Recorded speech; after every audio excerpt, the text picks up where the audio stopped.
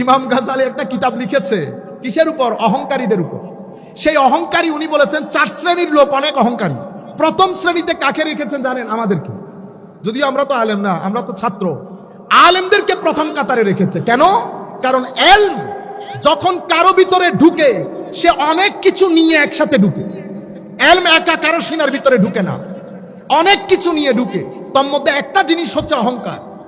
সেই কারণে সমস্ত এলম কখনো উপকারী জ্ঞান হয় না, সেভাবে সমস্ত আলেমও উপকারী আলেম হয় না। আপনার সমাজের মধ্যে দিন যত যাবে তত আপনার সমাজ থেকে উপকারী জ্ঞান খতম হয়ে যাবে। আপনার এলাকার মাহফিলের মধ্যে উপকারী মাহফিল খতম হয়ে যাবে। একটা সময় এখন আসবে, এমন আসবে, আমার নবী বলেছেন কোন আলেম থাকবে না। আলেম মানে কোন আলেম? মানে আল্লাহর ওলি যারা, উপকারী জ্ঞান যাদের সিনার ভিতরে, এমন আলেমের সংখ্যা শূন্যের কোটায় চলে আসবে। মানুষ জাহেলদেরকে, জাহেল কারা?